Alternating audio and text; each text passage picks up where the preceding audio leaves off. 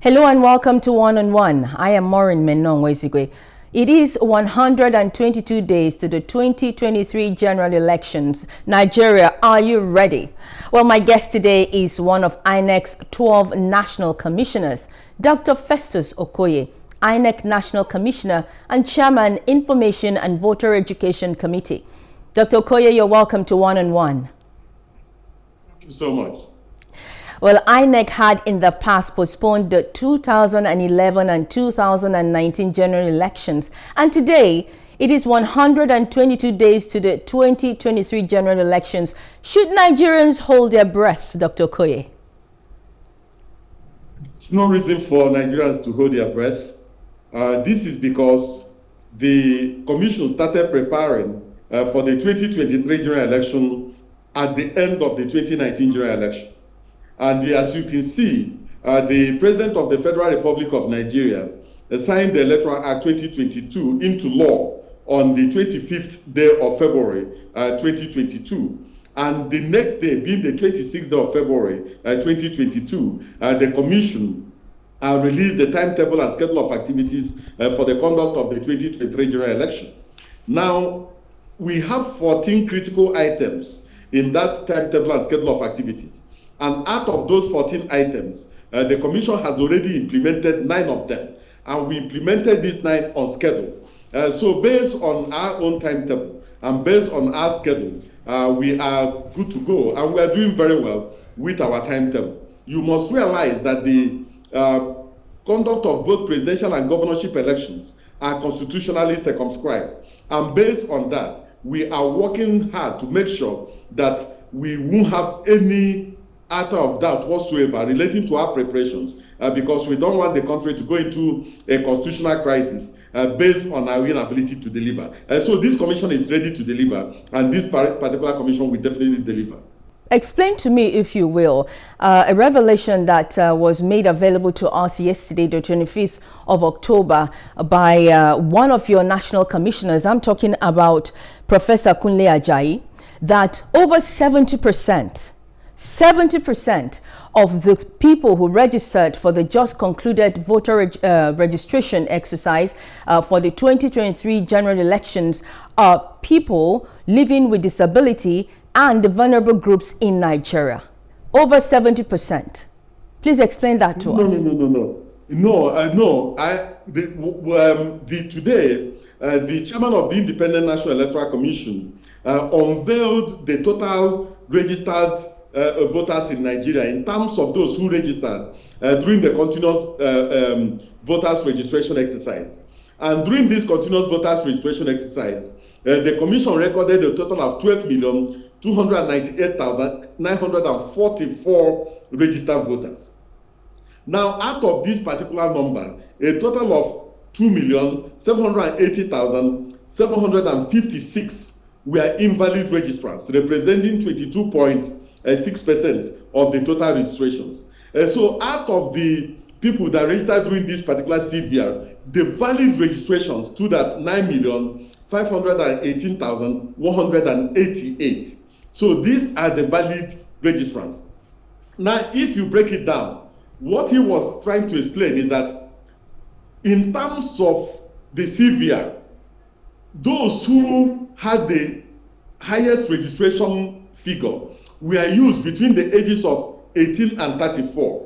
And if you look at the figure, used between the ages of 18 and 34 had a total of 7,286,871, representing 76.56% of the total registrations. And so that's exactly what he was trying to explain. The persons living with disability constitute around 70,000 out of this entire figure. So it is youth that constitute the highest number of the demographic threshold that we registered during the CVR.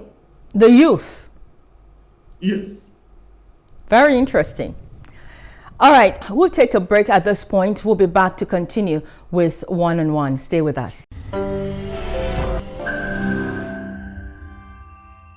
Welcome back. You're still watching One on One on Plus TV Africa, and Dr. Festus Okoye is our guest. Now, Dr. Okoye, before we went on that break, you were giving us a breakdown of the number of people that registered and how that the youth have a great percentage of that. Please, let's go further. And if you also look at persons with disability, the law requires the Commission to segregate persons with disability in terms of the type of disability they have. Now, if you look at the total number, you can see that those living with albinism had the highest registration. And we have a total of 16,060, representing 0.17% of the total registrants. This is closely followed by those with what we call physical impediment, who the total registered population of this particular demography is 9,170,000, representing 0.10%. Those living with autism represents 2,885, representing 0.03%. Those with blindness represents 0.06%, which comes to 5,801, and so on and so forth. So I think that those living with disability, persons with disability, did very well in terms of the voters' registration process during this continuous voters' registration exercise. But as I pointed out, the youths who are between the age of 18 and 34 represent the highest demography, which comes to 7,286,871, which represents 76.56% of the total registered voting population during the CVR. Now, the females did better than males during this particular period.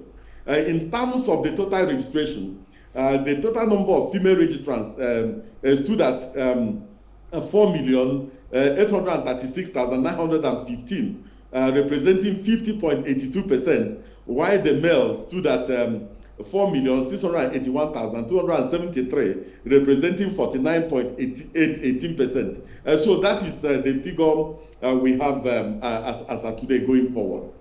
Are there measures put in place? Because I did hear one of your commissioners, one of your commissioners trying to encourage the political parties and Nigerians indeed to make sure that there is room to accommodate vulnerable and people living with disabilities during the elections. What are the arrangements made to accommodate them and make sure that things are easy for them on the days of elections? We have compiled and will continue to compile the number of polling units we have that are not conducive and do not have good access for persons with disability in terms of ramps and so on. And some of the schools we use for election belong to both local governments and state governments. So we have compiled the list of some of these facilities, and we are going to make them available to the state and local governments to encourage them to at least make them accessible to persons with disability. Not only that, we are going to train all our presiding officers on handling of polling units. And in terms of our own processes and procedures, in terms of our own regulations and guidelines, persons with disability are given priority in terms of voting. The elderly are also given priority. Lactating mothers are given priority, and other vulnerable persons are given priority. Now, one of the challenges we have is that there are certain types of disability that are not easily visible. So sometimes the presiding officers are not in a position to distinguish whether what is before them is a disability or not.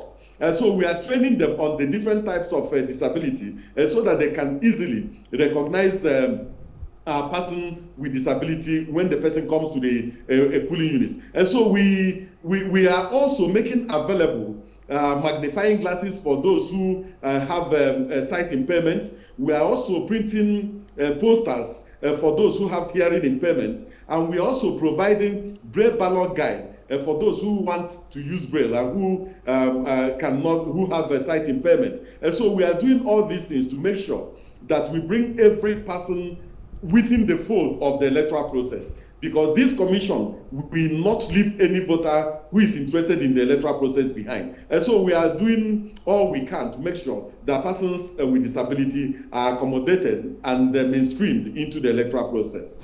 All right, so INEC is deploying several technologies in this election, as you have made us known. And some of these technologies include the EVR, the BVAS, and the IREV, all in a bid to ensure that every valid vote counts. Now, some of the questions we have are, will these technologies being deployed help in making sure that the problem of ballot box snatching is solved?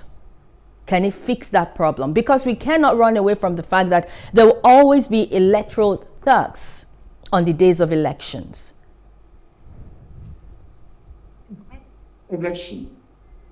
The 2023 general election will be technology driven.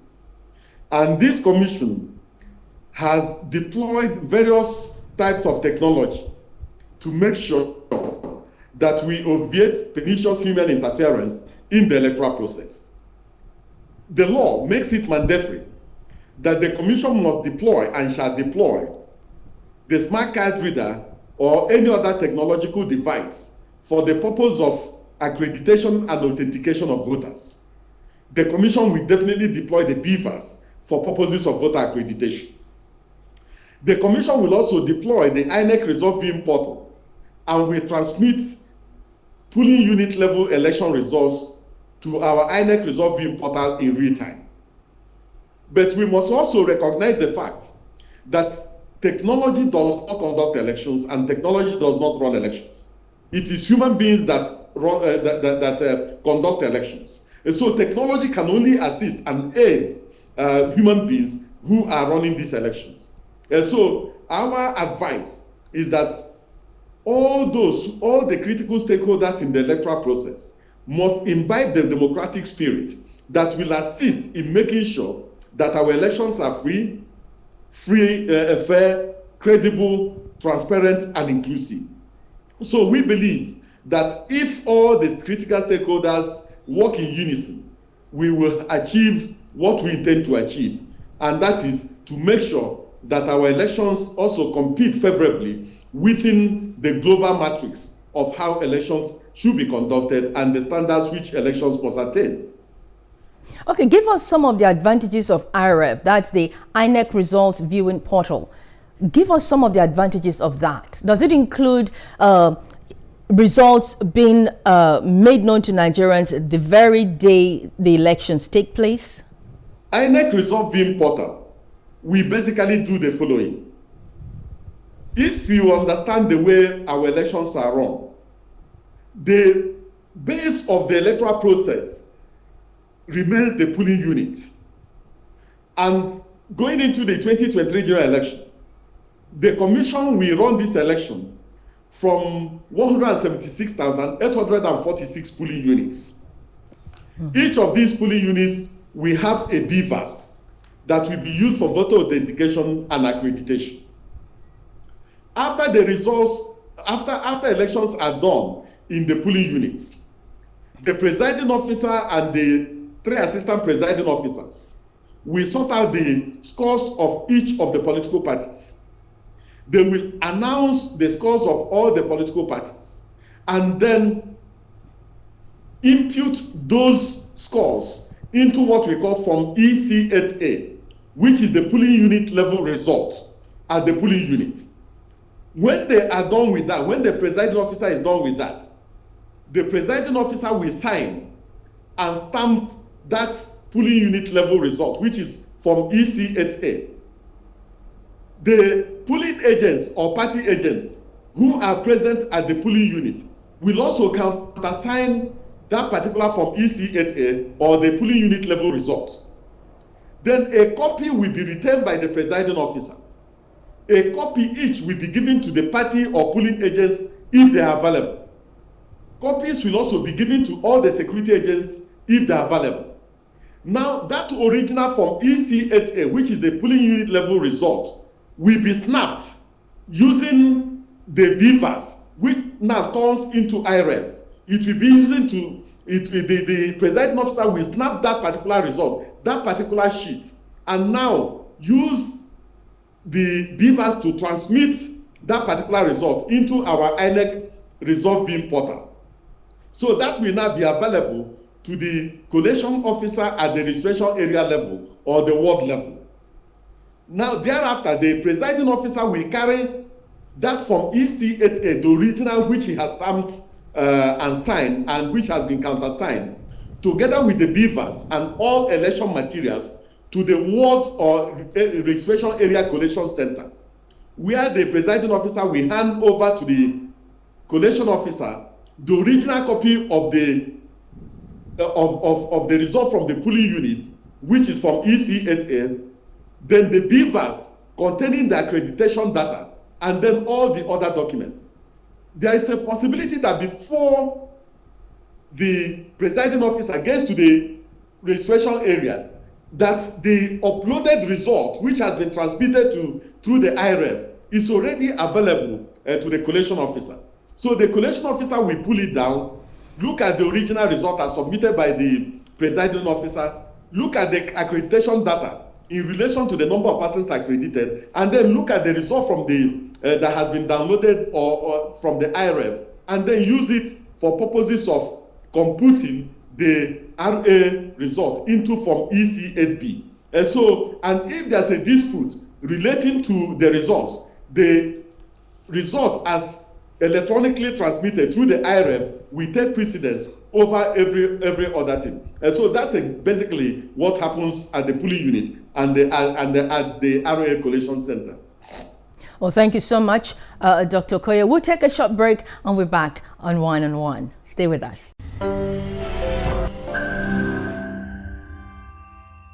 Welcome back. You're still watching One on One on PlusTvAfrica. And our guest today is still the National Commissioner, one of the 12 National Commissioners of INEC, and the Chairman, Information and Voter Education Committee, in the person of Dr. Festus Okoye. Now, Dr. Okoye, some of the things that Nigerians complained about regarding the previous elections that we've had, and we're still very concerned about, is the fact that we had underage voters. And videos and photos showing these anomalies were many. And we didn't get to hear INEC condemn or cancel these elections until some of the candidates cried out. Why didn't we see that? Because it kind of made some Nigerians wonder if INEC was complicit. No.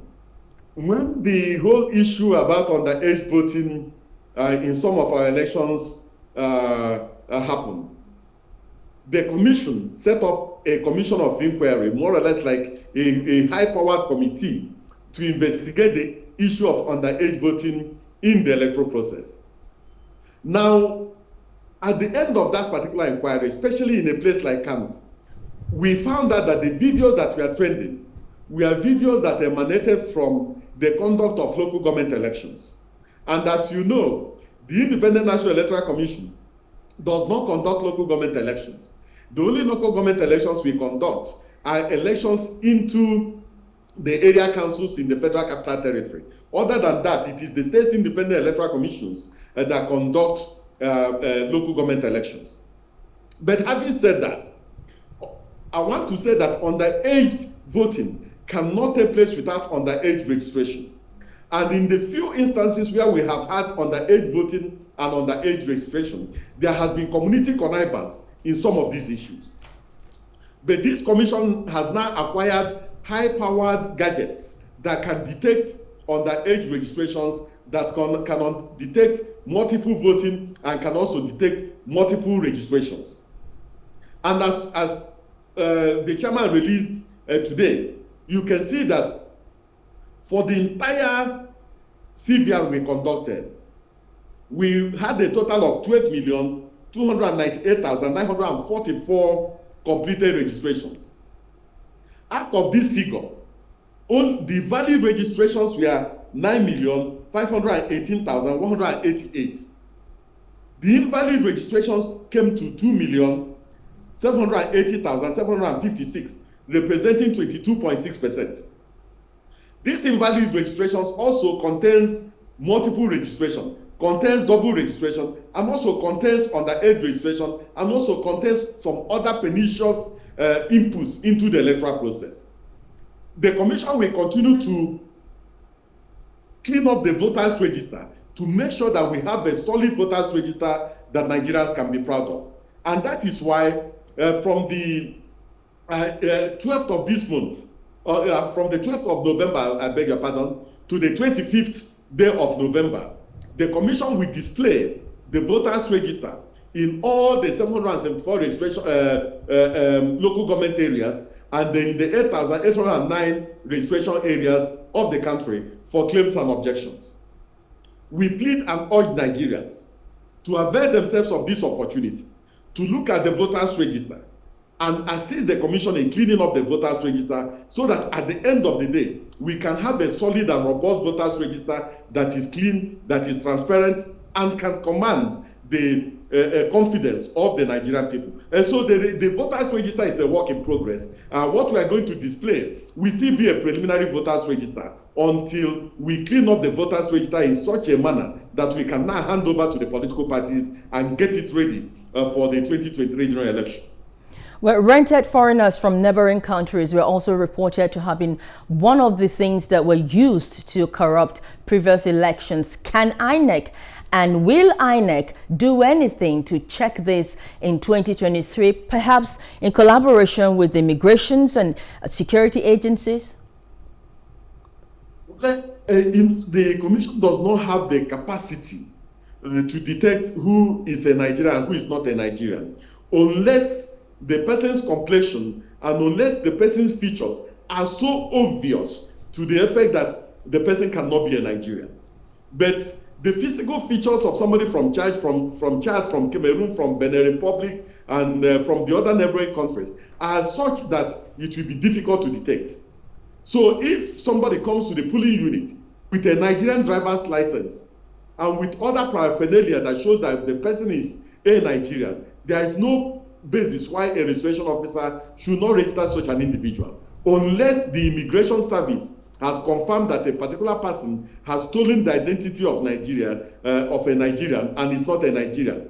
So we've been working with the Nigerian Immigration Service to make sure that foreigners do not get into our voters register, because only Nigerians are qualified to register as voters in Nigeria. So it's a work in progress, and we are doing well in terms of the cleaning up of the registration data. Can Nigerians living abroad vote in 2023? Many are clamoring for it. Unfortunately, they cannot vote. This is because voting starts with voters registration exercise, and the law as of today, which is the Electoral Act 2022, makes it clear that for somebody to register as a voter, the person must register in a registration area, and we have 8,809 registration areas in Nigeria, and none of them is outside the shores of this country. The person must also present himself or herself physically to a registration officer, and that registration officer will establish the fact that the person is of age, will establish that the person does not have any legal disability, and will also establish that the person wants to vote in the registration area and in the polling unit domiciled within the.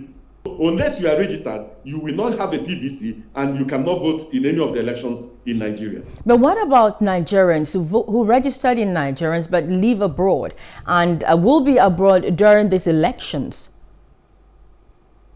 There is no way they can vote because the 176,846 polling units established by the Independent National Electoral Commission are all located in Nigeria. Can it not be changed? Can there not be a policy that can change that? Since many Nigerians are clamoring for it.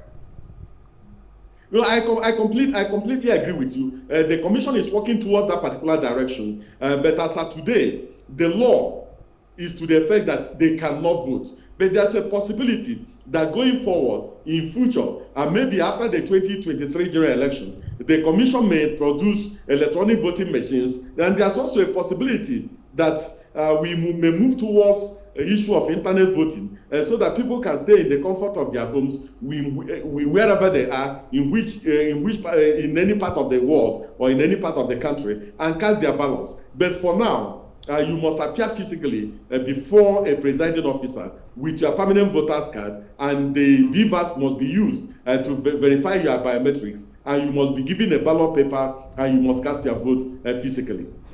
Dr. Festus Okoye, thank you so much for your time. But before you go, can Nigerians rest assured that INEC will play the unbiased umpire come 2023 and that every vote will count? Well, the chairman of the Independent National Electoral Commission, who is the pilot of this particular commission, has assured Nigerians that we are going to work assiduously and that we are going to work courageously to make sure that every vote counts, and that at the end of the day, Nigerians will be proud of our electoral process, will be proud of this particular commission, and also will be proud at the level of work we have put in. And so we assure Nigerians that we are determined and we have the courage to conduct free, fair, transparent, and inclusive elections. Well, thank you so much for your time, Dr. Festus Okoye. You are one of the national commissioners of INEC and the chairman, Information and Voter Education Committee. Thank you for your insight and education. Thank you so much. I really appreciate this opportunity. Well, we've come to the end of today's program. Do join us again for another episode of One on One. I am Maureen Menong Wezigwe. Take care.